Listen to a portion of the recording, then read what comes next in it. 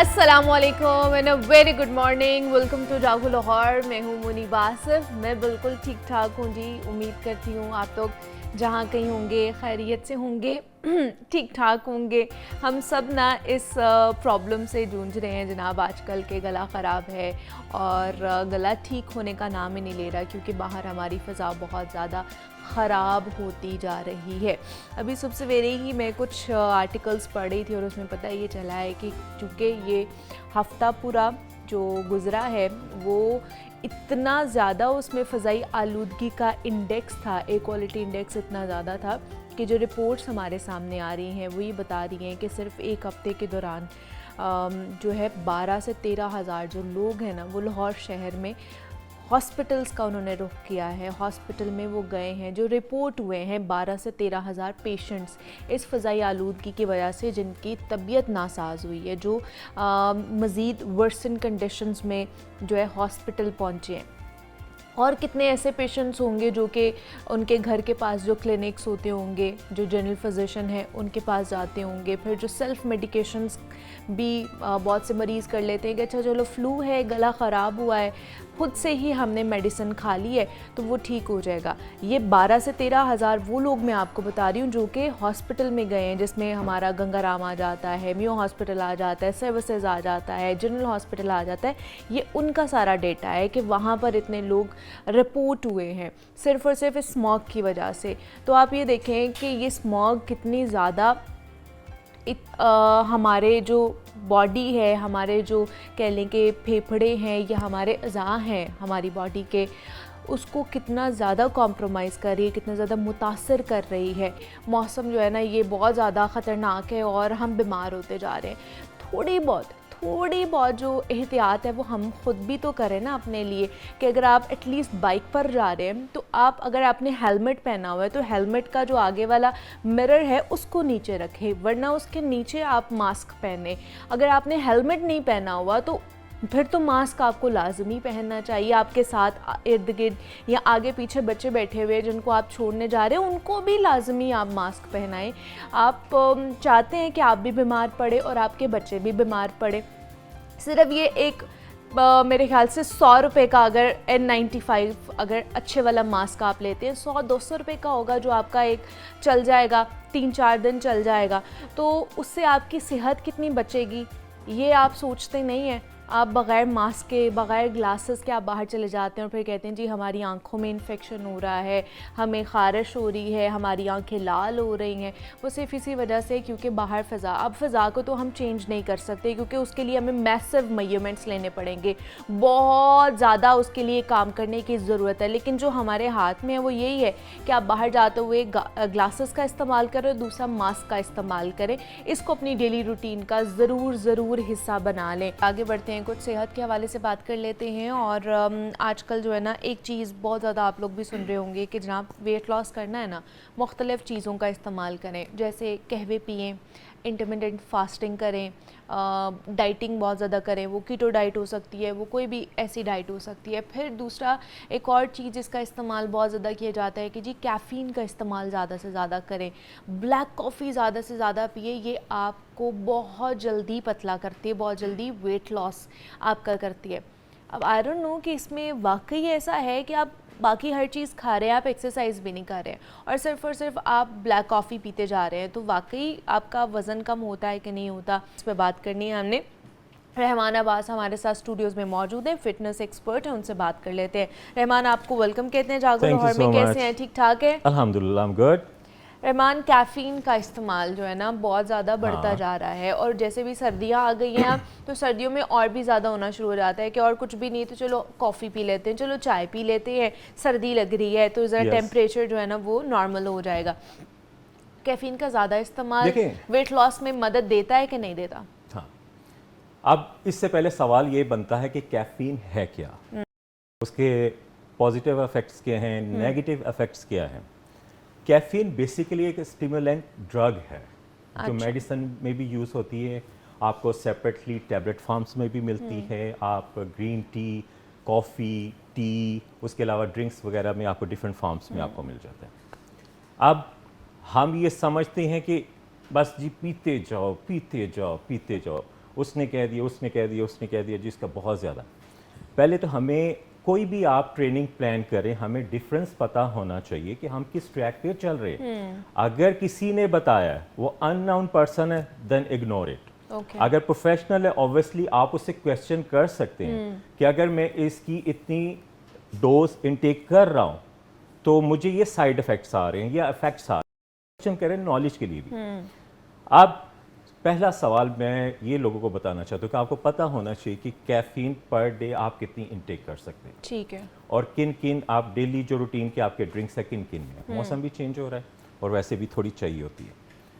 First 400 mg हम per day intake कर सकते हैं, मैक्सिमम बता रहा हूं। 400 mg, ठीक है। अब इसमें हमें रेशो देखिए, आप इजीली आप गूगल पे भी सर्च कर सकते हैं। अब उसमें फर्स्ट रेशो हमें पता हो, कहते हैं जी डॉक्टर्स भी और यहाँ कोई लॉयर्स भी हैं, ब्यूरोक्रेट्स भी, चाय पे चाय, चाय पे चाय चली जा रही है। अब उसमें ऑब्वियसली मिल्क चल रहा है, शुगर चल रही है, लेकिन सेहत का ख्याल नहीं चल रहा। अगर मैं पर डे 1 कप पीऊँ तो 11 आपको mg पर कप मिलता है। 11 mg मिलता है। हाँ, जस्ट। ओके। लेकिन बाकी चीज़ें भी तो साथ इनटेक कर रहे हैं। अब अगर ग्रीन टी में पीता हूँ, क्योंकि कोई भी प्लान करने से पहले आपको रेशियो पता होनी चाहिए। ये नहीं कि 6 कप है तो 6 कप भी चढ़ाए जा रहे हैं, बाजी पता ही नहीं क्या करना है। अब ग्रीन टी में 25 टू 48 mg है। Okay, caffeine. ठीक है। अब एक ब्लैक कॉफी में 98 है। 98 है। ओके। अब आप मैक्सिमम 4 कप आप पी सकते हैं एक दिन में। हाँ। अब जैसे सप्लीमेंट्स भी मिलते हैं, टैबलेट फॉर्म में मिलते हैं, 400 mg या 200 mg कैफीन की मिलती है। कैफीन के कैप्सूल्स मिलते हैं। अब उनके फॉर्म्स आ गए, आप देख लें किसी भी आप ड्रग्स में आप देख लें, आपको मिलेगी थोड़ी थोड़ी कैफीन आपको मसल को थोड़ा बूस्ट करने के लिए, एक्टिवेट करने के लिए। ठीक है। अब ये ड्रग आपको एक्टिवेट करती है, हरारत में लाती है आपके नर्व सिस्टम को, ब्लड फ्लो को, हार्ट को। अगर आप इसको नेगेटिव फेस में ज्यादा ले जाते हैं, थ्रू आउट डे आप पीते जाते हैं, साइकिल में नहीं रहते, आपकी वो रूटीन नहीं है, तो आपका वेट भी गेन हो सकता है क्योंकि आपका सिस्टम डिस्टर्ब होगा। खाली पेट वैसे कैफीन का इस्तेमाल करना चाहिए कि नहीं करना चाहिए? नहीं करना चाहिए। अब आपको ये सवाल ये बनता है, मुख्तलिफ रिसर्च से। हाँ। कुछ लोग ये करते हैं कि जैसे आप उठे हो, थोड़ा सा ब्रेकफास्ट की एक ये सिचुएशन आती है, या फिर एम्प्टी स्टमक वो कैफीन इनटेक कर लेते हैं। अगर आप ये करते हैं तो आपके स्लीपिंग डिसऑर्डर में आपके 90% चांसेस हैं कि आपका बॉडी डिस्टर्ब होगा। कोशिश ये करनी कि आपने ब्रेकफास्ट कर लिया, वेकअप सिचुएशन के बाद 60 मिनट्स आफ्टर आपने कॉफी कैफीन आपने इनटेक करनी है। आपकी बॉडी को डिस्टर्ब नहीं करेगी। लेकिन ये जो सुबह सुबह उठ के कहते हैं जी ब्लैक कॉफी हमने पी ली है या फिर ग्रीन टी का एक कप पी लिया, उसके बाद हम थोड़ा सा बाद की सिचुएशन तो नहीं ना बताते मेरे साथ क्या हुआ, ये मेरी बॉडी में क्या चल रहा है, या ड्राइनेस होगी, या मुझे रात को नींद नहीं आती, या मेरा माइंड चलता रहता है। ऐसी सिचुएशन हो जाती है कि आप सो रहे होते हो लेकिन आपका हाफ माइंड एक्टिव होता है, वो चल रहा होता है। तो ये भी तो सेहत के लिए बुरी चीज है। किसी भी चीज को देखें, मैंने बताया कि कैफीन एक ड्रग है, स्टिमुलेंट एक ड्रग है जो आपके मसल एक्टिवेट करती है। जब आपने ये सिचुएशन में इनटेक कर लिए तो वो तो अंदर का काम तो चलता रहेगा। और सबसे जो जरूरी बात है कि आपने 5-6 बजे, या कोशिश ये करें कि मगरिब से पहले जितनी भी कैफीन अगर आपकी पर डे डोज बनती है आप ले ले, उसके बाद आपने नहीं लेनी। फिर तो आप जागेंगे और आपका दिमाग भी जागेगा और फिर हर चीज आपके ख्यालात भी जागेंगे। चले एक्सरसाइज भी बता दें फिर हमारे देखने वालों को। ओके, फर्स्ट एक्सरसाइज आपने करनी स्पीड स्टेप वॉक। ये नॉर्मल है, इसको आपने थोड़ा सा स्पीड से करना है। स्टॉप वॉच अपने पास रख ले। 1 2 3 4 स्पीड। इससे आप अच्छे वार्म अप हो जाएंगे। सेकंड एक्सरसाइज आपने लंजेस करने हैं लेकिन स्पीड स्टेप्स में। 1 1 2 वहीं पे आपने रहना है और स्टेप आगे फॉरवर्ड बैकवर्ड, एक रिदम में आपके स्क्वाट्स भी लगेंगे और लंजेस भी। ओके, 10 ईच आपने करना है। 3 सेट्स 30 सेकेंड ब्रेक के लिए। ठीक है। नेक्स्ट ट्रेनिंग हमने डाउन जाना है और पुशअप्स करने। लेकिन आपने पुशअप्स करने से पहले माउंटेन क्लाइंबिंग, 1, घुटना फ्लोर पे नहीं लगाना, 3, 4, 5, 6, देन स्विच पुशअप्स। आपने इसी रिदम में विदाउट ब्रेक करना है, ऑन नीज, हाथों को आपने वाइड पोजीशन में, then down, okay, 2, 3, 4, 10 each side, 10 push-ups without break, Planck पे आना है। ओके, काउंट अपने पास टाइमर रख लें, 20 सेकेंड, 1, 2, 3, 4, 5, 6, 7, 8, 9, 10। ये कॉम्बिनेशन आपने करनी है वीक में 3 टाइम। आप क्लासेस वगैरह करते हैं, वहाँ कोई बहुत ज़्यादा ऐसी चीज़ नहीं होती, इसी तरह की कॉम्बिनेशन है। ये कॉम्बिनेशन आपने करनी है। मौसम चेंज हो रहा है, ट्रेनिंग से आधा घंटा पहले आप कैफीन इनटेक कर लें, just 1 cup, black coffee, green tea, जो आपको सूट करे, चाय नहीं। So it's a best combination training. ठीक है, इसको हम इसी तरह रिदम के साथ करना है। ये आपको मैंने कंप्लीट पैटर्न बता दी, first, second and third, perfect. और आप जो एक्सरसाइज से आधा घंटा पहले कैफीन Yes. का इस्तेमाल कर सकते हैं, वो चाहे ग्रीन टी की शक्ल में हो सकता है या फिर वो ब्लैक कॉफ़ी की शक्ल में हो सकता है। जाते जाते कोई मैसेज देना चाहेंगे? मैसेज ये कि स्मोक का एक सीज़न है। मैं उन ट्रेनर्स को मैसेज देना चाहूँगा या उन क्लाइंट्स को, जैसे फॉर एग्जांपल आपको कफ सिचुएशन हो जाती है, स्नीजिंग हो जाती है, तो आपने कोशिश ये करनी है कि सिचुएशन ये होती है, आपने हाथ को यूँ रखते हैं, लेकिन नहीं, क्योंकि जर्म्स तो वगैरह फैलते हैं। पहली बात तो मास्क का इस्तेमाल करें, अगर नहीं तो पूरे हाथ को इस तरह आपने कवर करना है, ताकि जितना कंट्रोल हो सके। ये पॉजिटिव अवेयरनेस मैसेज है फॉर ट्रेनर्स एंड क्लाइंट्स। तो इस बात का ख्याल रखना है और कोशिश ये करनी है कि कोई स्मोक है और स्मोक में सिचुएशन ऐसी बनती है, ख्याल भी रखें और केयर भी करें, दूसरों को भी महफूज रखें। ठीक है जी, रहमान हमारे साथ मौजूद है। Thank you so much Rahman for welcome. Coming. और जनाब, डायबिटीज़ ऐसा दायमी और संगीन मर्ज़ है जिसका सामना हर 10 में से एक फ़र्द को होता है और इसके केसेस में मुसलसल इजाफा हो रहा है। पाकिस्तान में शुगर के मरीज़ों की तादाद तकरीबन 3 करोड़ 30 लाख से तजावज़ कर चुकी है, जो कि दुनिया भर में सबसे ज़्यादा है।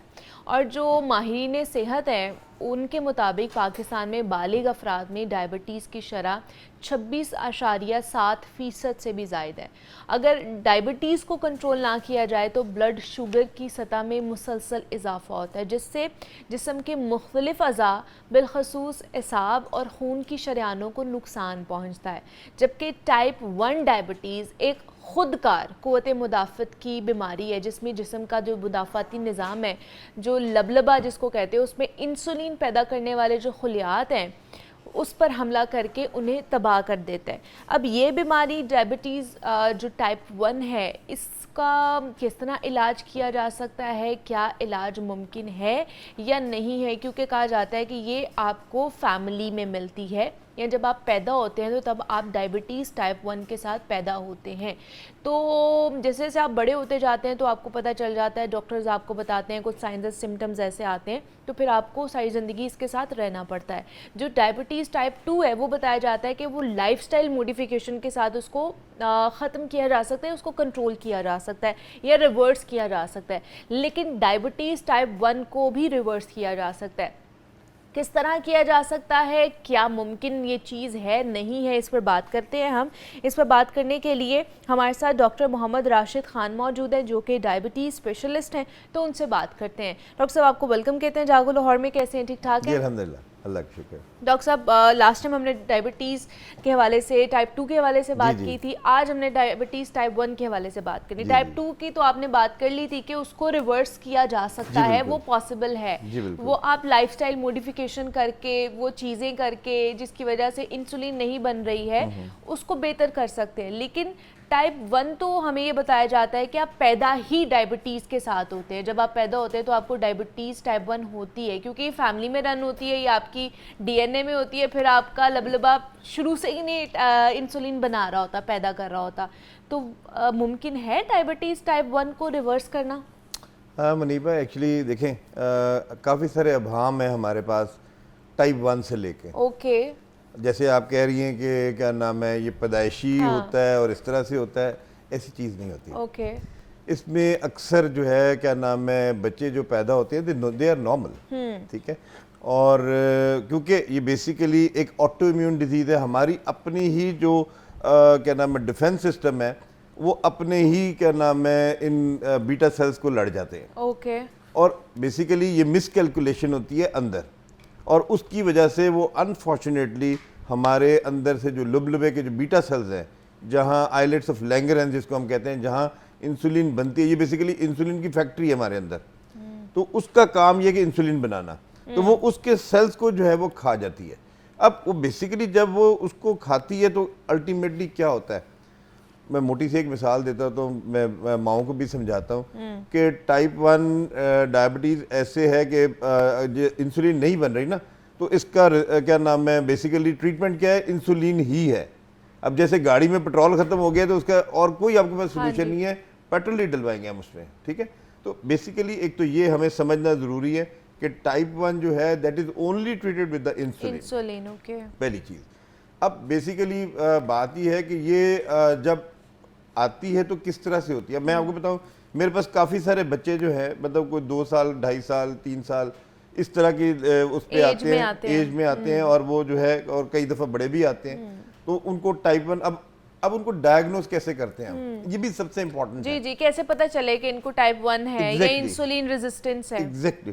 तो इसमें हम ये करते हैं कि मेरे क्लिनिक में जब भी बच्चे आते हैं, कुछ होता है, एक तो उनकी लुक, वो थिन होते हैं बड़े बच्चे, अच्छा, ठीक है, थिन होते हैं, और क्योंकि जाहिर है वो इंसुलिन नहीं बन रही उनके अंदर, और उनके अंदर बेसिकली जो चीज़ यूज़ हो रही है, क्योंकि एनर्जी तो हमें चाहिए, जब एनर्जी हमें चाहिए तो वो हमारी ग्लूकोज से नहीं आ रही होती, वो हमारी एनर्जी आ रही थी हमारे फैट सेल्स जला के, ठीक है।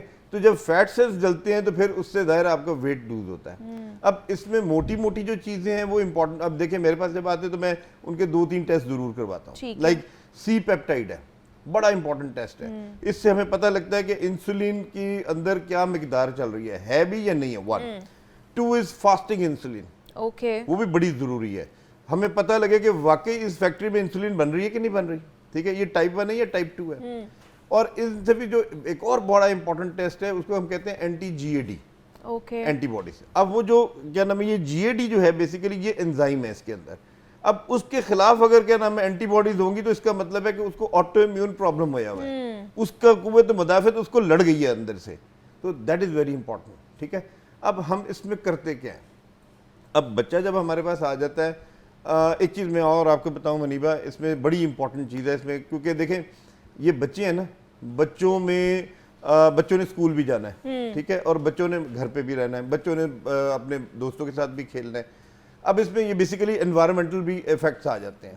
तो इसी में मैं आपसे एक और बात बता दूं, ये जो हमने एक ऑटो इम्यून की बात की है ना, एक इसमें एनवायरमेंटल फैक्टर भी होता है। फॉर एग्जांपल जैसे इंग्लैंड वगैरह में बड़ा मैंने ये देखा है कि वहाँ जब भी सीजनल ये मम्प्स आते हैं ना, उसमें अक्सर बच्चों को वो वायरस लड़ जाता है, अच्छा, और उससे भी जो है क्या नाम है उनको डायबिटीज हो जाती है। So these are the basically ये काफ़ी सारी चीज़ें, अभी भी रिसर्च चल रही है इसके ऊपर, but yet now we have not be enable to कि जी इसको हम रिवर्स कर दें या कुछ कर दें। एक चीज़ तो ये होगी। दूसरा इंपॉर्टेंट चीज़ क्या है इसमें, अब इसको डायग्नोज कैसे करना है, अब इसके सिम्टम्स क्या हो रहे हैं। अब देखिए सबसे इंपॉर्टेंट चीज़ है, इसमें बहुत ज़्यादा बच्चे को प्यास लगती है, सही है, और वो इंतहाई ज़्यादा हर वक्त यूरिनेशन के लिए जाता है, बार बार वो यूरिन करेगा, बार बार रात को वो सो नहीं सकते बच्चे, ठीक है, मतलब हर क्या नाम है 15 मिनट आधे घंटे बाद उन्होंने जाना है, यूरिन करना है और आगे पानी पीना है, यूरिन करना है और पानी पीना है।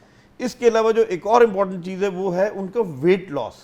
ठीक है। अनइंटेंशनल वेट लॉस हो रहा होता है उनका, उनको समझ नहीं आ रही होती कि क्यों, हालांकि वो खा भी बहुत रहे होते हैं, मतलब उनको लेकिन फिर भी वेट गेन नहीं कर पा रहे होते ना, माएँ टेंशन में होती हैं कि इतना बच्चा खा भी रहा है, अच्छी हेल्दी डाइट भी ले रहा है, लेकिन वेट नहीं बढ़ रहा। तो इसलिए यहाँ जो रोल है ना वो है माओं का। ठीक है। कि जो बच्चा, जिसको प्यास ज्यादा लग रही है, जिसको भूख ज्यादा लग रही है, उसके बावजूद उसका वेट गिर रहा है, तो माँ के कान खड़े हो जाने चाहिए कि देयर इज समथिंग रॉन्ग। अच्छा, ये डॉक्टर साहब हाइपर ग्लाइसीमिया और हाइपोग्लाइसीमिया क्या होता है और इसमें इसकी क्या साइंस एंड सिम्टम्स हैं? मुनीबा देखें, इसमें जो हाइपर ग्लाइसीमिया ना टाइप 1 में, ये बहुत ही डेंजरस होता है। ये बच्चे को उठा के हॉस्पिटल फेंक देता है, जिसको हम डायबिटिक कीटोएसिडोसिस भी कहते हैं, DKA।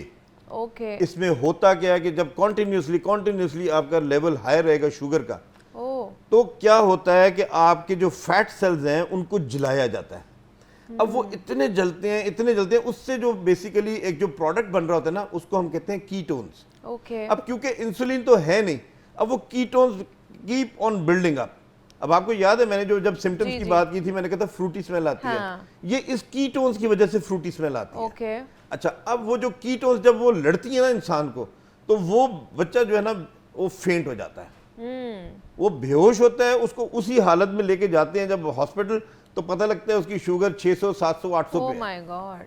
उसको फिर हमें क्या नाम है ड्रिप्स में डाल के इंसुलिन देनी पड़ती है, और बेसिकली बच्चा बहुत ज्यादा डिहाइड्रेट होता है। ओके। उसके अंदर पानी की बहुत ज्यादा कमी होती है, उसके अंदर इंसुलिन की बहुत, इंसुलिन तो है ही नहीं उसके अंदर कीटोन्स बहुत होती हैं। तो हमें बेसिकली वो एक बहुत बड़ा चैलेंज होता है। ठीक है। मतलब DKA को ट्रीट करना इज अ फुल साइंस, कि हमने उसको किस तरह से ICU में रखना है, किस तरह से उसको, एक नर्स उसके ऊपर राउंड द क्लॉक रहेगी जो उसको हर चीज चेक करती रहेगी, मॉनिटरिंग करती रहेगी। अब तो देखें वो क्या नाम है, वो सेंसर्स आ गए हैं इंसुलिन वाले, तो उससे वो कॉन्टिन्यूसली उसकी शुगर भी चेक कर रहे होते हैं।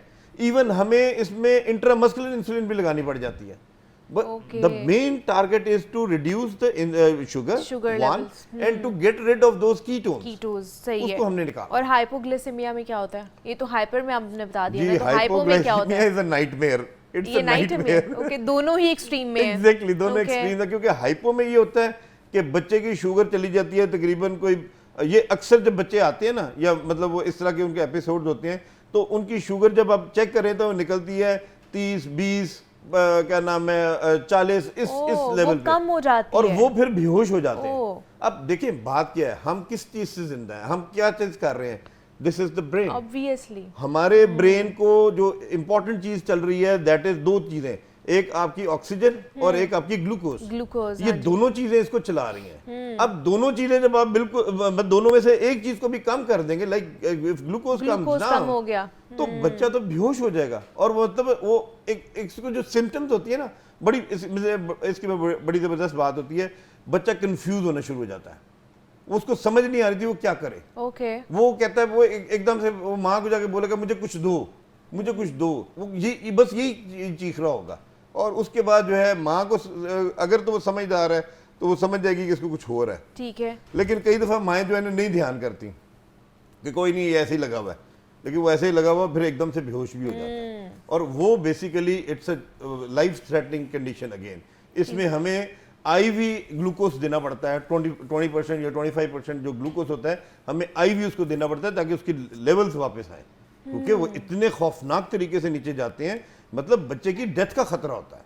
It is so very dangerous. अगर ज्यादती भी हो जाएगी उनकी तो वो भी बुरा है, और अगर कमी भी हो जाएगी तो वो भी नुकसानदेह हो सकता है। ज्यादती में हमारे पास कीटोन्स आ गए हैं, और हमारे पास हाइपोग्लाइसीमिया में शुगर ही खत्म हो गई है, तो वो भी नुकसानदेह हो सकता है। हमें उसको इंजेक्ट करना है, क्योंकि इसमें अक्सर होता है वो माएँ ये कर रही होती हैं, बच्चों को मीठा पिला रही होती हैं, कोशिश कर रही होती है बेहोश बच्चे को, कभी ऐसा ना करें। ओके। देखें वो बेचारा बेहोश है, उसको नहीं समझ है, तो वो क्या होगा, उसके या तो हलक में चला जाएगा या उसके सीने में, फेफड़ों में चला जाएगा, उसके सांस के, वो मतलब नहीं भी कुछ करता वो आप उसको मार देंगे। तो it is very important to go with the IV route, ताकि हम उसको IV से ग्लूकोज देके उसको सेटल डाउन करें। ठीक है जी। हम डायबिटीज़ टाइप 1 के हवाले से बात कर रहे थे कि इसका इलाज मुमकिन है या नहीं है। इसका इलाज, इसको रिवर्स नहीं किया जा सकता है, इसके लिए आपको इंसुलिन लेनी ही पड़ती है, बिकॉज आपकी बॉडी, आपका लबलबा जो होता है वो इंसुलिन नहीं प्रोड्यूस कर रहा होता। तो इसके लिए भी एहतियात ही आपने करनी है, लाइफस्टाइल मॉडिफिकेशन ही करनी है, तभी जाके आप इसको भी कंट्रोल करेंगे। तो हमारे साथ डॉक्टर मोहम्मद राशिद खान मौजूद है। डॉक्टर साहब, thank you so much for coming, इसके ऊपर बात की आपने, थैंक यू। ब्रेक लेते हैं, मिलते हैं इस ब्रेक के बाद।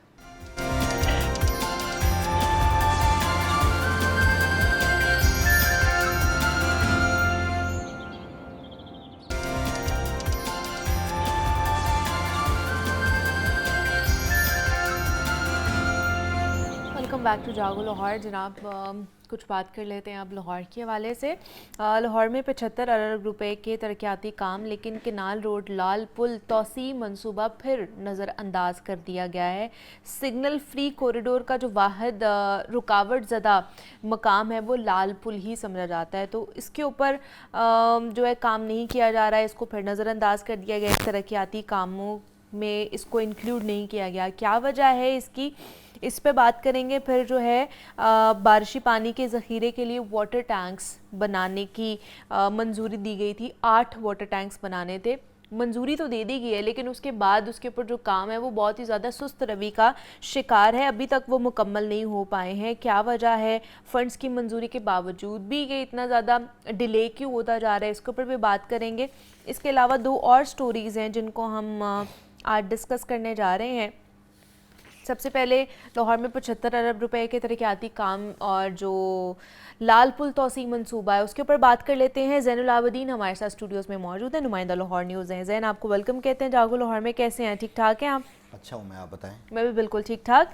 ज़ैन, 75 अरब रुपए के तरक्याती काम है और मतलब कह लें कि पूरे लाहौर शहर के लिए ही ये पैकेज बनाया गया, लेकिन उसमें ये वाला एक जो मंसूबा है ये फिर इल्तिवा का शिकार, बल्कि नज़रअंदाज ही हो गया। 2015 में लाल पुल अंडरपास की मंजूरी दी गई थी, अभी तक ये फ़ाइलों की नज़र होता जा रहा है, फ़ाइलों में ही कहीं बंद पड़ा हुआ है, क्या वजह है इसकी? मुनीबा, सबसे पहले तो मैं आपको इस चीज़ का क्रेडिट देता हूँ कि आपने ऐसे एक क्रॉनिक इशू के ऊपर बात की और मुझे बुलाया कि जो इस वक्त केनाल रोड के जो बासी हैं और जो लोग रिंग रोड का इस्तेमाल करते हैं या रोज़ाना केनाल रोड का सफ़र करते हैं, वो इस लाल पुल से बिल वास्ता या बिला वास्ता मुतासिर हो रहे हैं। लाहौर में जितने सिग्नल फ्री कॉरिडोर बनाए गए या एड ग्रेड वर्क किया गया या सस्टेनेबल डेवलपमेंट मॉडल के तहत तरक्याती काम किए गए, उसमें जो ट्रैफिक रवानी है उसको बेहतर बनाया गया और अभी लाहौर में सिर्फ गिने चुने चोकिंग पॉइंट्स रह गए हैं जिनकी रीमॉडलिंग होना ज़रूरी है। जैसे भाटी चौक, दाता दरबार, वहाँ वो एक चोकिंग पॉइंट है। इसी तरह ये टाउनशिप के कुछ एरियाज़ हैं, कच्चा जेल रोड के एरियाज़ हैं, ये चोकिंग पॉइंट्स हैं, या जहाँ पे सिग्नल मौजूद है वहाँ पे ट्रैफिक रुकती है। और ये एक बड़ा अहम पॉइंट है लाल पुल, जो ट्रैफिक ठोकर न्याज बेग से आ रही है और वो जा रही है टुवर्ड्स मॉल रोड का अंडरपास क्रॉस करके, बीजिंग अंडरपास क्रॉस करके आगे जो फाटक आता है उसको लाल पुल बोला जाता है।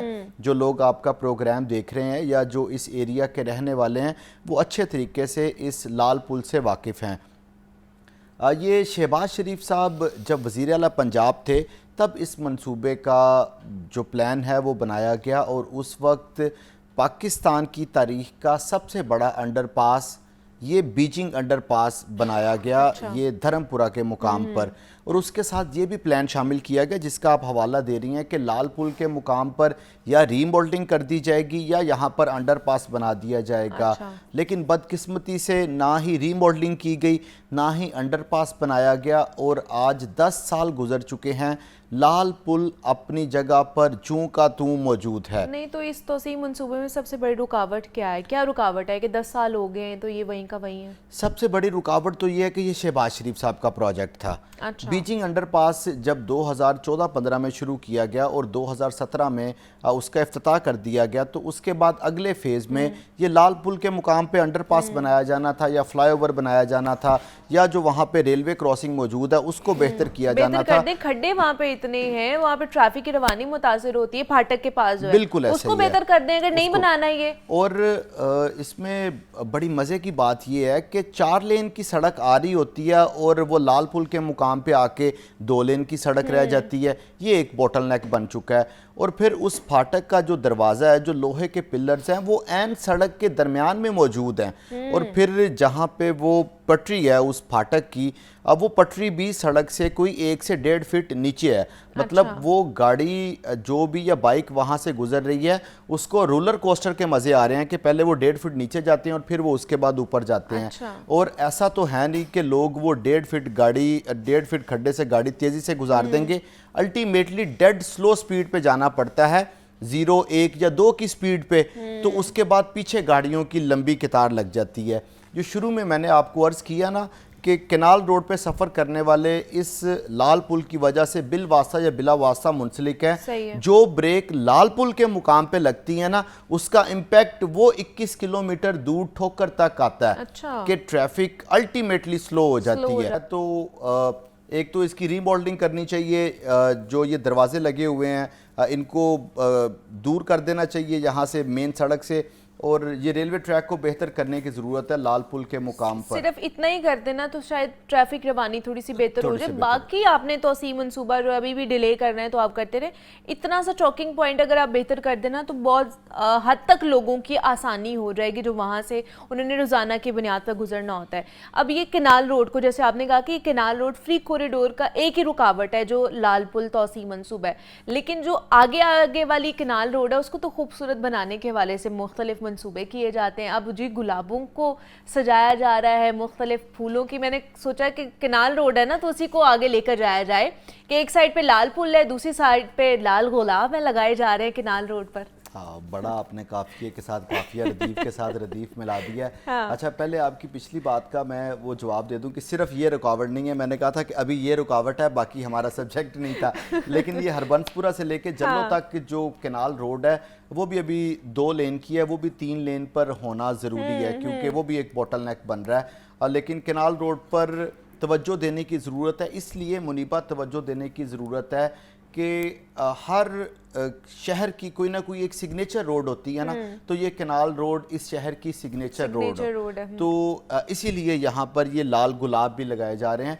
वैसे सिर्फ लाल गुलाब नहीं है, उसमें ये नारंगी कलर के और येलो कलर के गुलाब भी शामिल हैं। ये बेसिकली वज़ीर आला पंजाब मरियम नवाज शरीफ साहिबा के हुक्म के ऊपर ये केनाल रोड को खूबसूरत बनाने के लिए ये लाल गुलाब लगाने का जो मंसूबा है इसको मुकम्मल कर लिया गया है।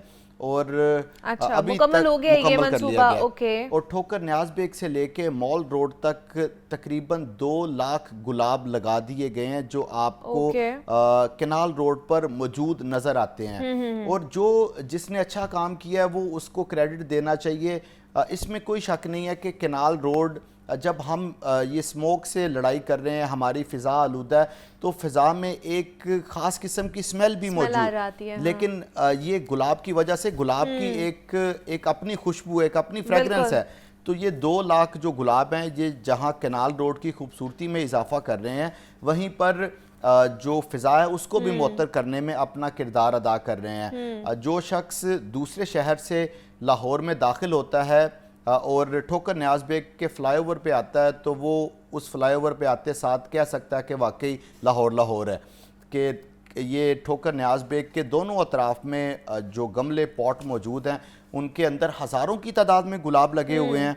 और उसके बाद अगर आप केनाल रोड के साथ साथ चलते जाएं तो वो पैरेलल भी दोनों अतराफ़ में गुलाब के फूल आपको नज़र आएंगे और उसकी वजह से जो फ़िज़ा है वो भी मुअत्तर और बाज़ औक़ात फील भी होता है कि वाकई केनाल रोड पे कुछ ऐसा है। ये असल में तो अगर आपने फ़िज़ा को बेहतर करना है, ये जो एंटी स्मोक गन्स है ये सारी बातें ठीक हैं, चलें ये शशके के तौर पे चीज़ें हैं, लेकिन जो ऑर्गेनिक चीज़ें हैं उनका इस्तेमाल करना ज़रूरी होगा। जहाँ दरख्त लगाने, जैसे एक रात की रानी वो फूल है, अब वो अगर आपके गैराज में लगा है या आपके घर के अंदर, उसकी खुशबू पूरे घर को मुअत्तर कर रही होती है और लोग उससे जो महसूस वो हो रहे होते हैं कि इतनी मज़े की खुशबू है। तो जहाँ पे हमने ज़्यादा से ज़्यादा दरख्त लगा के जो फ़िज़ाई आलूदगी है उसके ऊपर काबू पाना है, वहीं पर जो फ़िज़ा है उसमें भी तो कोई फ्रेगरेंस शामिल करनी है। तो ये अगर ऑर्गेनिक फ्रेगरेंस मिल जाए तो इससे अच्छी बात कोई नहीं है। अच्छा जी, एलडीए के ऊपर बात कर लेते हैं। एलडीए ने कीमती रिकॉर्ड को बेयारो मददगार छोड़ दिया है। क्या है ऐसा रिकॉर्ड के अंदर, क्यों बेयारो मददगार छोड़ दिया गया है? रिकॉर्ड के लिए जगह नहीं है इनके पास, एलडीए के पास? देखें, जगह तो एलडीए के पास रिकॉर्ड के लिए मौजूद है। जगह इतनी है कि पूरे लाहौर को एलडीए जगह बांटता है, तो क्या रिकॉर्ड के लिए जगह नहीं होगी? तो फिर क्यों छतों के ऊपर क्यों फेंक दिया गया है रिकॉर्ड, फाइलें? बेसिकली मुनीबा, सुबह सुबह प्रोग्राम में सख्त अल्फाज के ये इनकी मुजरमाना गफलत है। हाँ। मैं आपको बताऊं कि ये एक मेलाफाइड प्रैक्टिस है। जो लोग आपका प्रोग्राम देख रहे हैं उनको पता है, अगर उनका कोई एलडीए के साथ वास्ता पड़ जाए तो एलडीए एक कागज़ ढूंढने के लिए कई साल उनको ज़लीलो ख़ार कर देता है।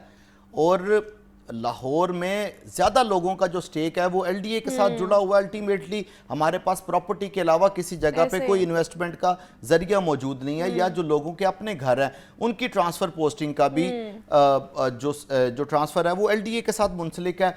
और ये ऐसी गफलत का मुजाहरा किया गया है कि एलडीए की छत जहाँ पे ना कोई सिक्योरिटी है, और वो फाइलें हैं, ये ताजपुरा स्कीम की फाइलें हैं जो मैंने कल खुद बरामद की हैं, और ये छत के ऊपर फेंकी हुई हैं। इसमें उसके नक्शे मंजूर हैं, उस घर की अलॉटमेंट मौजूद है, उस घर का पोजेशन लेटर मौजूद है, उस घर के तमाम तर कागजात, उनके आईडी कार्ड जो आज तक उन्होंने अप्लाई किया, जो उनके ऊपर एतराज़ात थे, ये फ़ाइलें छत के ऊपर फेंक दी गई।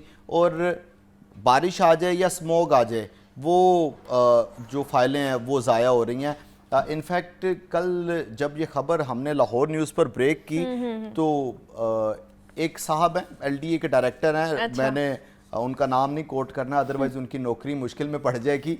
उन्होंने कहा कि भाई देखें, हम ग्रीन कंपोज पॉलिसी के ऊपर हैं कि आग लगाएंगे फाइल को तो उससे फ़िज़ा आलूदा होगी, तो हम वैसे ही उसको फेंक रहे हैं ताकि ये खुद ब खुद डीकम्पोज हो जाए। मतलब अजराह मजाक उसने बात की। अच्छा, ओके। तो बात ये है कि फाइलों को तो बेसिकली यहाँ पे बैठ के ज़ाया किया जा रहा है। और उसके बाद अफसरान की मुजरमाना गफलत ये है कि तमाम तर जो मलबा है वो नीचे एक रिकॉर्ड के ऊपर डाल दिया जाता है। वो डायरेक्टर किधर है, वो डिप्टी डायरेक्टर, वो असिस्टेंट डायरेक्टर, वो रिकॉर्ड मैनेजमेंट का डायरेक्टर, वो जो इस रिकॉर्ड का कस्टोडियन है, वो सारे अफसरान हमेशा क्यों बच जाते हैं? एक जो छोटा अमला है, जो मुलाजम है, उसके ऊपर क्यों मलबा डाल दिया जाता है? इसी तरह ही कल ये वाक़या पेश हुआ कि एलडीए के शोबा टाउन प्लानिंग का ताजपुरा स्कीम का ये रिकॉर्ड था। एक शख्स ने नक्शा मंजूरी के लिए अपनी जो दरख्वास्त है वो दी थी, जो मुतलका अफसर था उसने नक्शा पास नहीं करना था, उस फाइल को ख़राब करना था, उसने फ़ाइल पकड़ी और रद्दी की टोकरी की नज़र कर दी हमेशा की तरह, और वो फाइल उसको छत के ऊपर फेंक दिया गया। वो बेचारा जो ये मालिक है वो पिछले 6 महीने से चक्कर लगा रहा है और उसको जवाब ये दिया जा रहा है कि तुम्हारी फ़ाइल नहीं मिल रही। अब तो उसकी फाइल अपने रिकॉर्ड तक एक्सेस ही नहीं है, वो क्या करेगा? वो अल्टीमेटली फिर इनके साथ अंडर द टेबल अपने मामला ऑब्वियसली, हाँ। उसने नहीं भी करने, लेकिन देखने वाला तो यही देख रहा है ना कि भाई उसको कितना मजबूर कर दिया गया है ना कि वो 6 महीने 8 महीनों से वो चक्कर लगा रहा है, आप उसको कह रहे हैं फाइल नहीं मिल रही है। ठीक है जी, ये तो हो गया एलडीए के हवाले से। कुछ वासा के हवाले से भी बात कर लेते हैं। जो 8 वाटर टैंक्स की तामीर होनी थी, ये 2024-25 में शामिल किया गया था ना, हुकूमत ने बजट में शामिल किया था, क्यों नहीं हुई है? किस वजह से सुस्त रवि का शिकार है? फंड्स भी मंजूर हो गए, उसके बाद भी ये इतना सुस्त है, क्यों? देखें मुनीबा, ये जो वाटर टैंक्स का या दीगर मनसूबा जाते हैं, इसके ऊपर बारहा हुकूमत को झंझोड़ चुके हैं कि जब कोई आफत सर से टल जाए तो उसके बाद उसको लावारिस ना छोड़ दिया करें। मैं आपकी मेमोरी को रिकॉल करवाना चाहता हूं कि लास्ट ईयर इन्हीं महीनों में स्मोक के ऊपर बड़ा काम किया जा रहा था। जैसे ही जनवरी फरवरी शुरू हुआ, स्मोक की तमाम एक्टिविटीज़ को बंद कर दिया गया और ये अक्टूबर नवंबर आने का इंतज़ार किया गया। अब अक्टूबर नवंबर आ गया, अब आपको फिर स्मोक के ऊपर एक्टिविटीज़ नज़र आएंगी। हालांकि ये 24/7 और 365 डेज़ की एक एक्टिविटी है कि हमने फ़िज़ा को कैसे आलूदा होने से बचाना है। इसी तरह ये वाटर टैंक्स का मामला है। जैसे ही बारिशों का सीज़न शुरू होता है, मॉनसून आने वाला होता है, आपको वाटर टैंक्स हाँ की जी। जो एक्टिविटीज़ हैं वो नज़र आना शुरू हो जाती हैं। अभी गवर्नमेंट को नज़र आ गया कि अगले 4-5 महीने ऐसी कोई बारिशें नहीं होनी जिससे लाहौर डूबे। उन्होंने वाटर टैंक्स के मंसूबे को भी नज़रअंदाज कर दिया। ये जो 8 वाटर टैंक्स हैं, ये शुरू तो 2024 में इन पर काम का आगाज़ हो गया था, लेकिन आज तक मुकम्मल इसलिए नहीं हो सके कि मॉनसून में इनके लिए फ़ंड्स दिए गए। वो वाटर टैंक्स का एवरेज 55-60% काम मुकम्मल कर लिया गया। उसके बाद मॉनसून ख़त्म हो गया, वो फंड्स को रोक लिया गया। इस वक्त ये वाटर टैंक्स की तमीर का काम अधूरा पड़ा है। अब जब अगला मॉनसून और 6-7 महीने बाद दोबारा आ जाएगा, फिर से हुकूमत इसके ऊपर एक्टिव हो जाएगी कि वाटर टैंक्स मुकम्मल किए जाएँ, वाटर टैंक्स मुकम्मल किए जाएँ। बुनियादी तौर पर लाहौर के 8 वाटर टैंक्स जिसकी मंजूरी दी गई, जिसका आप हवाला दे रहे हैं, बजट में शामिल किए गए। इसके कुछ फंड्स रिलीज़ कर दिए गए, बाकी जो बल्क में फंड्स थे वो अभी तक जारी नहीं किए गए। तो इसका मतलब ये है कि जो आप मंसूबे शुरू करते हैं उनको टाइमली ख़त्म किया करें, उन्हें वेदर वाइज ना देखा करें कि अब इसका वेदर चला गया है, मौसम चला गया, तो अब इसको अगला जब वेदर आएगा तब देखेंगे कि मुकम्मल करना है कि नहीं करना है। इससे बेहतर होता है कि आप पहले ही कर लें। एक तो फंड्स ज़्यादा लगते हैं, टाइम ज़्यादा हो जाता है और मुसीबत ज़्यादा हो जाती है। हमारे साथ ज़ैनुल आबिदीन मौजूद है। ज़ैन, थैंक यू कि आप आए, इसके ऊपर बात की। ब्रेक लेते हैं, मिलते हैं इस ब्रेक के बाद।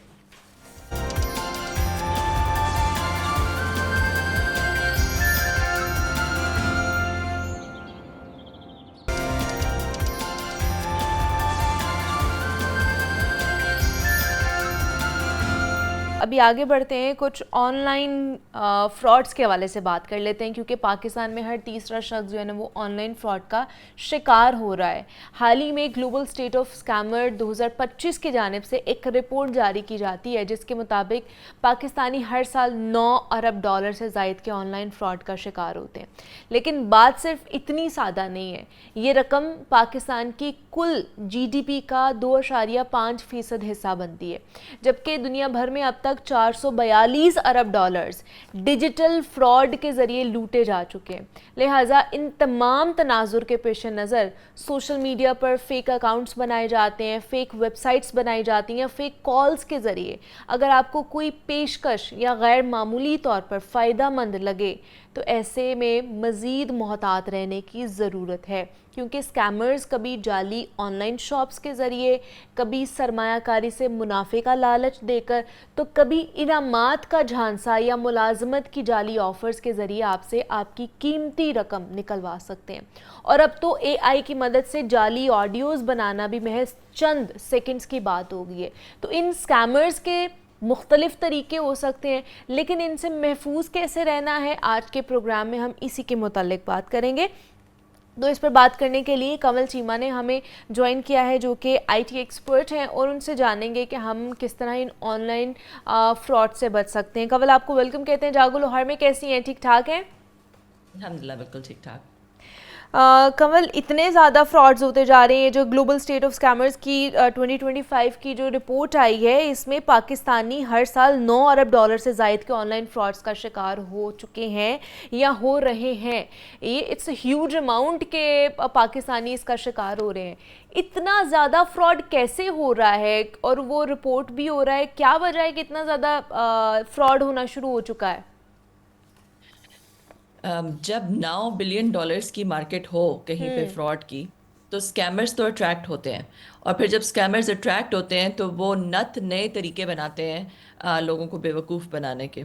ज़्यादातर जो ये फ्रॉड होता है वो लोगों की अपनी गलती की वजह से, जिसे सोशल इंजीनियरिंग कहते हैं, कि जो स्कैमर्स हैं वो लोगों को खुद ही, बजाय कि वो हैक करें। एक तो होता है ना कि आपका कुछ हैक होता है जिसमें आपकी पासवर्ड है, उसको किसी ने उसकी इंक्रिप्शन को तोड़ दिया, या आपकी जो वेल नोन वेबसाइट्स हैं, या जो आपका बैंक है, बैंक में जाके किसी ने बैंक अकाउंट को हैक कर लिया। ऐसा बहुत कम होता है।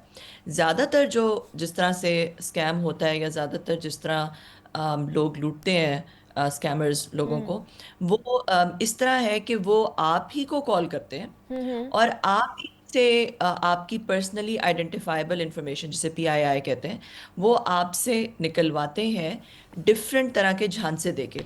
वो ये कह सकते हैं कि हमने लैंड रिकॉर्ड से हम कॉल कर रहे हैं, पीटीए से कॉल कर रहे हैं, हम आपके बैंक से कॉल कर रहे हैं, फलां जगह से कॉल कर रहे हैं। नॉर्मली वो कोई ना कोई इमरजेंसी फैलाते हैं कि ये पता नहीं, अगर आप ये नहीं करेंगे इस वक्त तो ये हो जाएगा, ये ओटीपी दे दें, ये कर दें, वो कर दें। तो इस तरह जो है वो, और उनको काफ़ी अच्छे तरीके आ गए हैं, लोगों को बहुत अच्छे तरीके से वो लोगों को कॉल करके तो उनसे उनकी इंफॉर्मेशन निकलवा लेते हैं। एक तरीका तो ये है। दूसरा तरीका ये है कि वो ईमेल करते हैं या कोई लिंक भेजते हैं।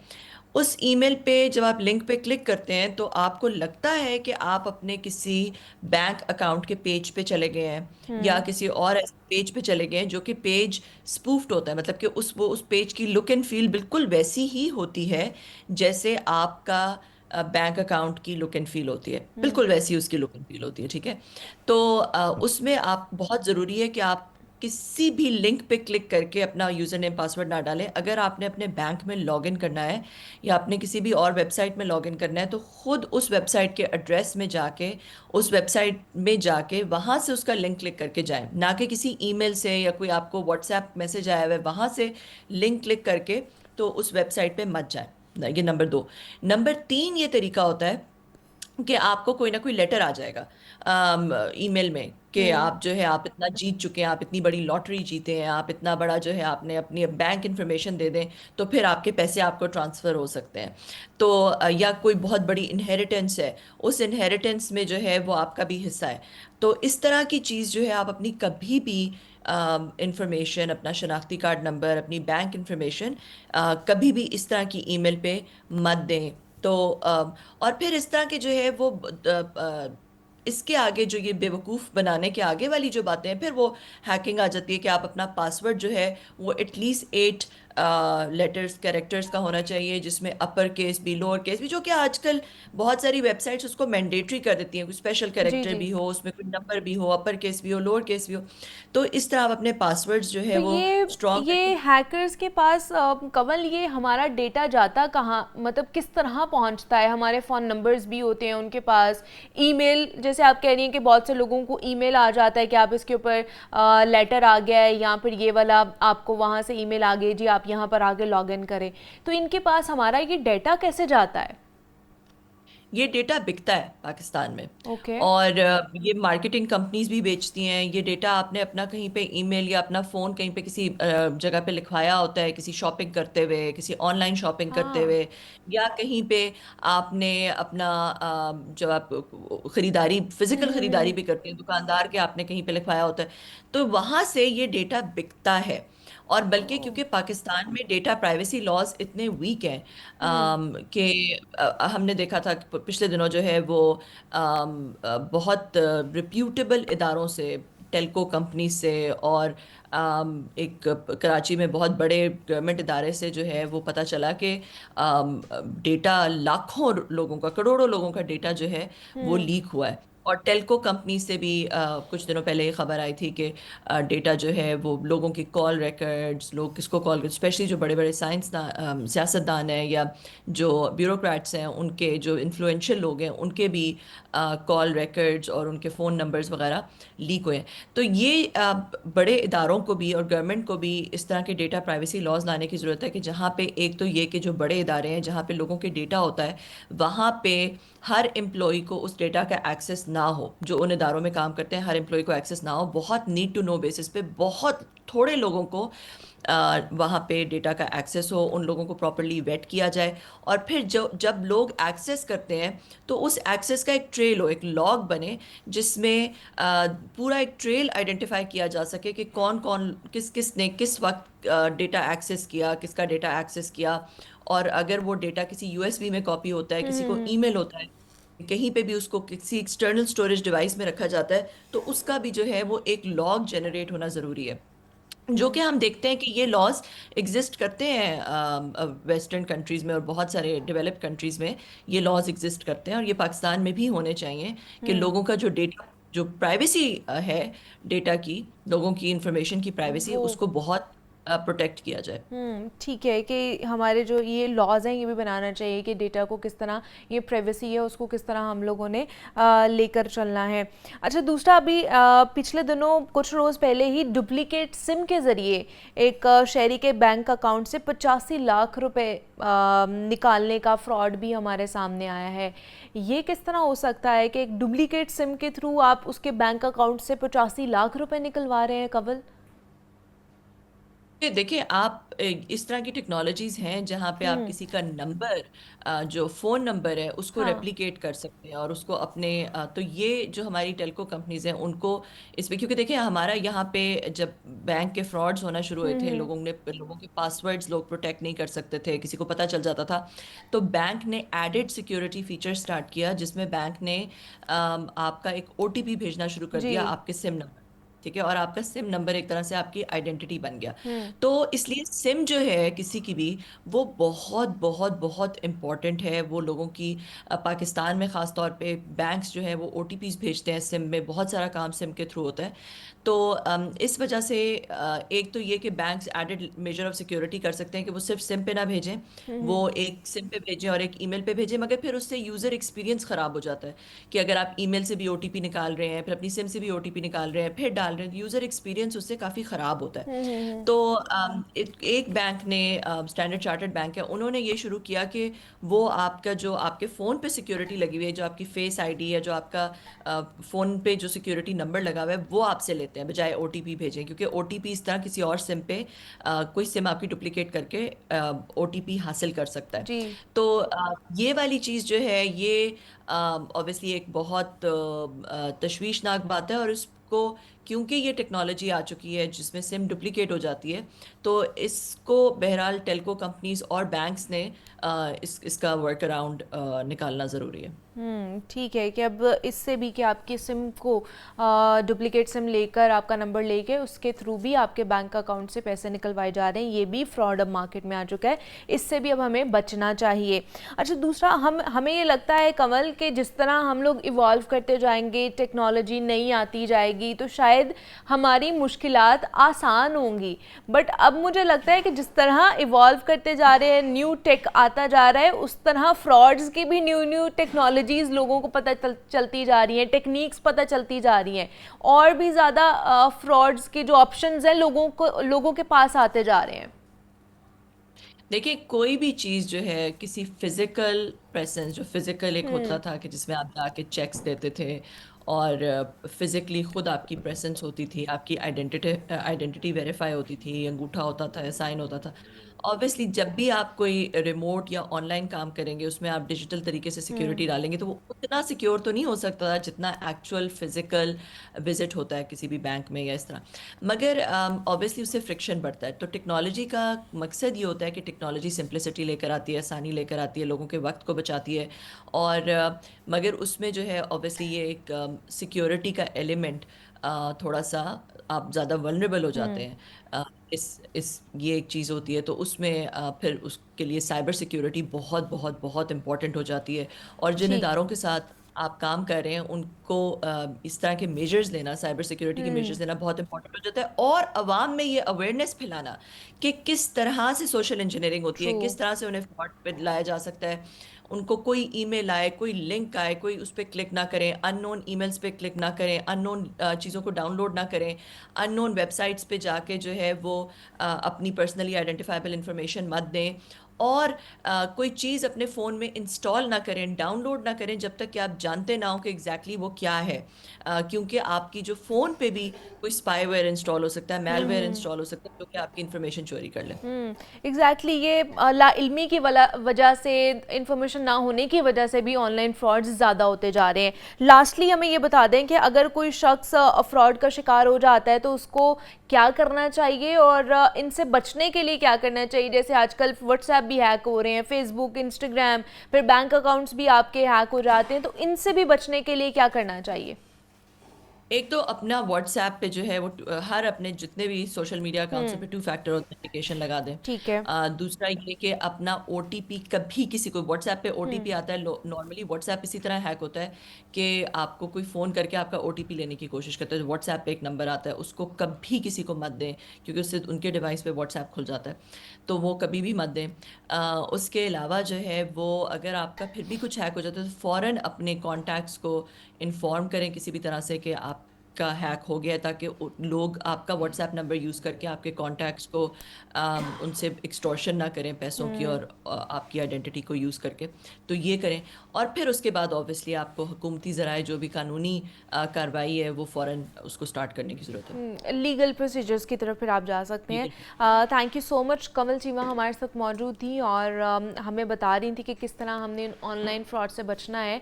तो जितनी इन्फॉर्मेशन आप तक ज़्यादा पहुंचेगी, आपको पता होगा कि किस तरह ये ऑनलाइन फ्रॉड कर रहे होते हैं। किसी भी लिंक को आपने क्लिक नहीं करना है। कोई भी ऐसी आपको ऐप नज़र आ रही है कि जी ये गेमिंग ऐप है, यहाँ पर आएँ, आप लॉगिन करें, कुछ भी ऐसा नहीं करने की ज़रूरत है। अगर आपने अपनी जमा पूंजी, अपने पैसे बचाने हैं और अगर आपने ख़ुद को इन फ्रॉड से बचाना है, इन स्कैमर से बचाना है, तो कुछ एहतियातें हैं जो आपको ज़रूर करनी चाहिए। मुझे इजाज़त दीजिए, अपना बहुत सारा ख्याल रखिएगा। अल्लाह हाफ़िज़।